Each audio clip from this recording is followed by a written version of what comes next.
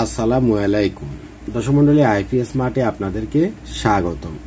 দেখছেন একটা স্টেবিলাইজার এবং একটা লিথিয়াম ব্যাটারি এখানে আমরা ইনস্টল করতেছি।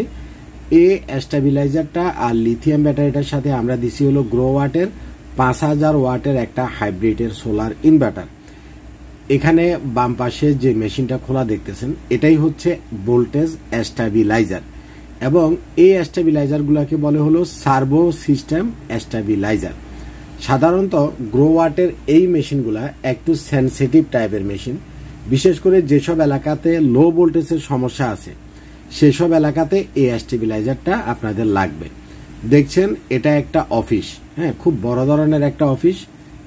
প্রত্যেকটা রুমে রুমে অফিস আছে, প্লাস এখানে অনেকগুলা কম্পিউটার আছে। এখানকার যে অফিসটা এটা শুধুমাত্র দিনের বেলাতে চলে, যার ফলে দিনের বেলাতে গ্রোয়ার থেকে আপনারা জানেন যে সোলার থেকে ডাইরেক্ট ইলেকট্রিসিটি তৈরি করে ডাইরেক্ট আউটপুট দিতে পারে। যার ফলে এটা যেহেতু অফিস, রাত্রেবেলা তেমন একটা এখানে ইউজ নাই, সুতরাং দিনের বেলাতে তার ইলেকট্রিসিটি বিল একেবারেই আসবে না, অথবা আসলেও সেটা সামান্য পরিমাণে। কারণ প্রায় অফিস 9টার আগে খুলে না, তো 9টা বাজে সূর্য উঠে যায় এবং 5টা 6টা 7টা পর্যন্ত অফিস চলে, তো 4টা 5টা পর্যন্ত সানলাইট থাকে। এরপরে 1-2 ঘন্টা হয়তো বা ইলেকট্রিসিটি তার ইউজ করার দরকার হতে পারে। এবং এখানে যেহেতু অফিসে যেহেতু আপনার কম্পিউটারগুলো চলে, কম্পিউটারগুলো যাতে রিস্টার্ট না নেয় সেই জিনিসটাও আমাদেরকে এখানে খেয়াল রাখতে হচ্ছে। আচ্ছা, গ্রোওয়াটের 3500 ওয়াটের যেটা মেশিন সেটাও 4 ব্যাটারি সিস্টেম, 5000 ওয়াটের যেটা মেশিন সেটাও 4 ব্যাটারি সিস্টেম। 4 ব্যাটারি মানে 48 ভোল্ট। এখানে আমরা দিছি হলো 48 ভোল্টের আমাদের লিথিয়াম ফসফেট যে ব্যাটারিটা আছে সেটা। আপনারা দেখছেন নিচে লিথিয়াম ব্যাটারিটা রাখা আছে, আমরা একটু পরে কানেক্ট করে আপনাদেরকে ভিডিও দেব।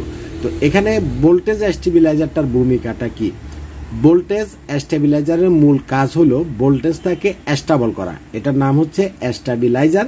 এটার কাজ হলো ভোল্টেজ কম থাকলে সেটাকে স্টেবল করে 220-এ নিয়ে যাওয়া, অথবা যদি অনেক এলাকাতে ভোল্টেজ বেশি থাকে সেটাকে কমায়া 220-এ নিয়ে আসা।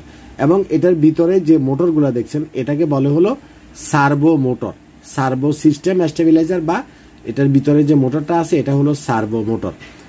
আমরা ফ্রিজের সাথে অনেক সময় স্টেবিলাইজার ইউজ করি, সাধারণত 2-3 হাজার টাকা দামের যে স্টেবিলাইজারগুলো, এগুলো মূলত কোনো স্টেবিলাইজারের কোনো ফাংশন কাজই করে না। উপর দিয়ে 2টা মিটার আছে, দেখায় যে হ্যাঁ 220 ভোল্ট আছে, আসলে ভিতরে খুললে দেখবেন কিছু নাই। অরিজিনালি যেটা স্টেবিলাইজার, যেটা অরিজিনালি ভোল্টেজ কম থাকলে সেটাকে বাড়াইতে পারে, সেটা হচ্ছে এটা হচ্ছে সাকো ব্র্যান্ডের একটা ভোল্টেজ স্টেবিলাইজার। সাকো সমগ্র বাংলাদেশে আপনারা দেখবেন যে ভোল্টেজ স্টেবিলাইজার বলতে অনলি সাকো ব্র্যান্ডটাই মানে যুগ যুগ ধরে আমাদের বাংলাদেশে চলে আসছে। সাকোটা ভোল্টেজ স্টেবিলাইজারের জন্য খুবই প্রতিষ্ঠিত একটা ব্র্যান্ড। এখন আপনি হয়তোবা চিন্তা করতে পারেন যে আমি সোলার প্যানেল তো লাগাইলাম, আমার তো দিনের বেলায় সোলার থেকে চলবো, তাইলে আমার স্টেবিলাইজারের প্রয়োজনটা কি?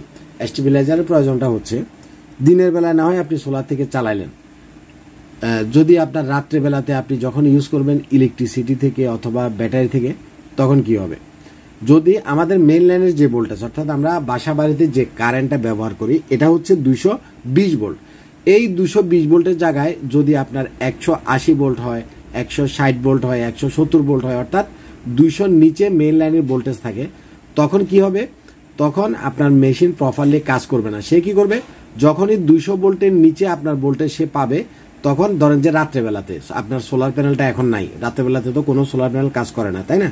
তখন ভোল্টেজ যদি 200 নিচে থাকে, 160, 70 বা 80 থাকে, সেক্ষেত্রে মেশিন মেইন লাইন থেকে যেটা আপনার সাপ্লাই দেওয়ার কথা সেই মেইন লাইন থেকে সাপ্লাইটা না দিয়া সে মেইন লাইনটাকে অফ করে রাখবে।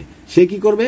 আপনার ব্যাটারি থেকে আপনাকে আউটপুট দেওয়া শুরু করবে, অর্থাৎ মেশিন ব্যাকআপ মোডে চালু হবে। এটা কিন্তু আপনি খেয়াল করবেন না।